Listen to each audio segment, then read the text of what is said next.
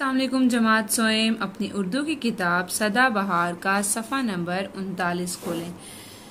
हम सबक पढ़ रहे थे मेरे हमसाए।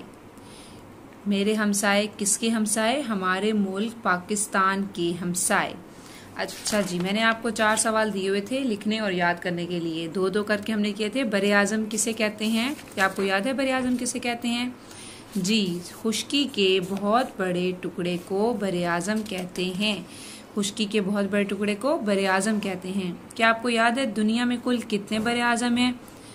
जी, दुनिया में कुल 7 बरे आज़म हैं। दूसरा सवाल था भारत के दारुल हुकूमत का नाम क्या है? भारत के दारुल हुकूमत का नाम है जी नई दिल्ली। उसके बाद तीसरा सवाल है चीनी बच्चों की खास बात क्या है?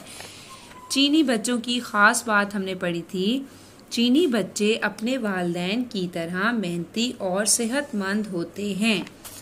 सवाल नंबर 4 है अफ़गानिस्तान के दारुल हुकूमत का नाम लिखिए। जी, अफ़गानिस्तान के दारुल हुकूमत का नाम क्या है? काबुल। आज हम आगे पढ़ेंगे। हमने हमारे पाकिस्तान मुल्क के जो 4 हमसाए हैं, 3 हमसाए के जो हैं वो पढ़ लिए थे। आज हम चौथा हमसाया पढ़ेंगे। चौथा हमसाया है ईरान। पाकिस्तान की मगरबी सरहद ईरान से मिलती है। ये हमारा ब्रदर इस्लामी मुल्क है। यहाँ ज़्यादातर फ़ारसी और पश्तो बोली जाती है। ईरान कदीम तरीन तहजीब रखने वाला मुल्क है। पहले इसका नाम फ़ारस था। कदीम तरीन पुरानी तहजीब रखने वाला, ठीक है। ये मुल्क ज़रखेज़ ज़मीनों और पहाड़ी इलाकों पर मुश्तमिल है।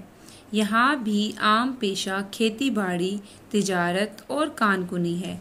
पेट्रोलियम यहाँ की अहम पैदावार है। ईरानी बाशिंदों की अक्सरियत मुसलमान है। अक्सरियत का मतलब हमने इससे पहले भी पढ़ा था। अक्सरियत का क्या मतलब होता है? ज्यादा। कौन से मुल्क के बारे में हम पढ़ रहे हैं? ईरान के बारे में। ईरान में अक्सरियत किसकी है? मुसलमानों की है। इसके अलावा हमने कहाँ पढ़ा था कि मुसलमानों की अकलियत कहाँ पर है? चीन में।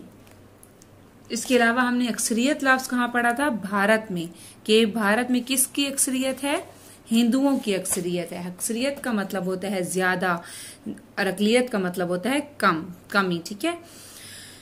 दारुल हुकूमत तेहरान है। अब किसका दारुल हुकूमत तेहरान है? ईरान का दारुल हुकूमत तेहरान है। ईरानी बच्चे निहायत खूबसूरत और चाको चौबंद होते हैं। चाको चौबंद का मतलब होता है चुस्त, ताकतवर, फुर्तीले, सेहतमंद, ठीक है। कौन से बच्चे चाको चौबंद होते हैं? ईरान के बच्चे। आज हम अगले 2 सवाल करेंगे, सवाल नंबर 5 और सवाल नंबर 6। अब आपने ये रफ रजिस्टर पर लिखने हैं और फिर उस रजिस्टर के पेज की तस्वीर व्हाट्सएप भी करनी है मुझे। ये मजमून किसकी जुबानी लिखा गया है? जी, क्या आपको पता है इस मजमून किसकी जुबानी लिखा गया है? ये जो हमने सबक पढ़ा है, ये कौन बोल रहा था? इसमें हमने क्या पढ़ा था? मैं पाकिस्तान हूँ, मैं एशिया में वाक़े हूँ। मतलब कि पाकिस्तान की जुबानी लिखा गया है।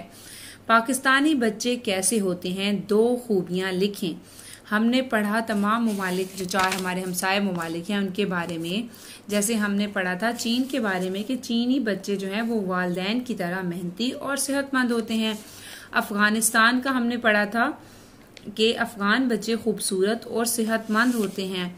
ईरान के बच्चे हमने पढ़े, ईरानी बच्चे निहायत खूबसूरत और चाको चौबंद होते हैं।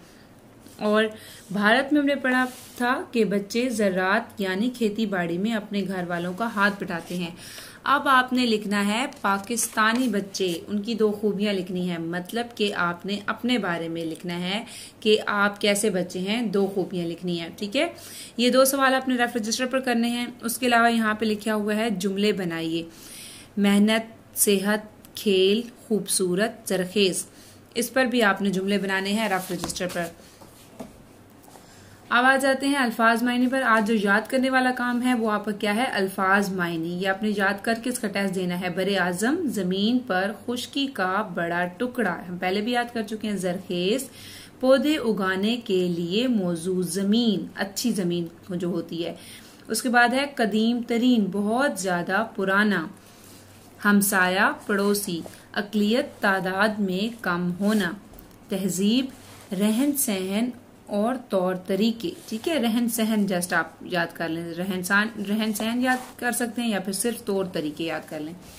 उसके बाद हम यहाँ पे एमसीक्यूज पे आ जाएंगे। पाकिस्तान बरे आजम डैश का हिस्सा है, यूरोप, एशिया, अफ्रीका या अमरीका। जी एशिया। आपने फिलिंग भी करनी है और ब्लैंक में भी लिखना है, खाली जगह भी फिल करनी है, और जो सर्कल है इसको भी आपने पेंसिल से भरना है। पाकिस्तान की मशरकी सरहद डैश से मिलती है, भारत। डैश में हिंदुओं की अक्सरियत है, अक्सरियत का क्या मतलब हमने पढ़ा है, ज्यादा, तादाद में ज्यादा। चीन का दारुल हुकूमत डैश है, काबुल, कराची, बीजिंग, नई दिल्ली, जो क्या है बीजिंग। सॉरी। उसके बाद है खुशखती, आइन और गाइन की दरमियानी शक्ल। आपको पता है आइन और गाइन की दरमियानी शक्ल जो है वो, तब आइन की जो छोटी शक्ल है वो हमजा की जैसी होती है, ऐसे, लेकिन जब ये दरमियान में आता है तो इसकी शक्ल तब्दील हो जाती है, ऐसे हो जाती है। तो यहाँ पर आइन गाइन की दरमियानी शक्ल की हमने को खुशखत लिखना है। ठीक है, पहला लफ्ज लिखा हुआ है बगैर, इसमें गाइन आ रहा है दरमियान में, ये आपने देख कर लिखना है 2 मरतबा। उसके बाद है तामीर, ये भी आपने देख के 2 मरतबा लिखना है, इसमें भी आइन आ रहा है। काबा में आइन आ रहा है और उसके बाद माफी में भी आइन आ रहा है। ये 3 अल्फाज हैं जिनमें आइन आ रहा है और एक लफ्ज है जिसमें गाइन आ रहा है। ये आपने यहाँ 2 मरतबा खुशखत मतलब अच्छी राइटिंग में लिखना है। आगे आ जाए, आगे पढ़ते हैं मुत्तज़ाद अल्फाज। इससे पहले भी हम मुत्तज़ाद अल्फाज पढ़ चुके हैं। मुत्तज़ाद अल्फाज क्या होते हैं, एक लफ्ज का उलट जो होता है उसको कहते हैं मुत्तज़ाद। ठीक है, उलट अल्फाज उलट भी कहते हैं, मुत्तज़ाद अल्फाज भी कहते हैं, और इसको एक और चीज भी कहते हैं, अल्फाज की जिद। जैसे हम इसकी एक मिसाल ये ले लेते हैं कि अगर आपकी मदर आपको रात को कह रही है कि आप जल्दी सो जाएं और आप जिद करते हैं कि अभी मैं नहीं सोता, अभी मैं खेल रहा हूं, आप जिद कर रहे हैं, मतलब वो कह रही हैं कि सो जाएं, आप कह रहे हैं नहीं सोना। आप जिद कर रहे हैं और इनकार कर रहे हैं और वो कह रहे हैं कि सो जाए, उलट बात कर रहे हैं ना उनसे। तो ये क्या होता है, अल्फाज की जिद भी कहते हैं इसको, अल्फाज मुत्तज़ाद भी कहते हैं और अल्फाज उलट भी कहते हैं। ठीक है, जैसे सुबह का उलट क्या होगा, शाम, दिन का उलट क्या होगा, रात। अब हम चीजें जो हैं उनका उलट देखेंगे। जिन अल्फाज के, यहाँ पे पढ़ते हैं कवायद, हमारे पास आज टॉपिक है मुत्तज़ाद अल्फाज। जिन अल्फाज के मानी एक दूसरे के उलट हों उन्हें मुत्तज़ाद अल्फाज कहते हैं। मसलन यहाँ पर इन्होंने हाथ जो है उसका उलट बताया है, सीधा उल्टा। ठीक है, दायां बायां, आपके राइट हैंड को दायां और लेफ्ट हैंड को बायां कहते हैं। ठीक है, दायां बायां। अल्फाज और उनके मुत्तज़ाद यानी कि जिद पढ़िए, मतलब जिद में उलट बात करना। तो क्या होते हैं, अल्फाज मुत्तज़ाद, अल्फाज उलट, अल्फाज की जिद। मुश्किल आसान, भारी हल्की, शाम सुबह, अंधेरा उजाला, बाहर अंदर, खूबसूरत बदसूरत, खुशबू बदबू, दोस्ती दुश्मनी, मशरिक मगरिब।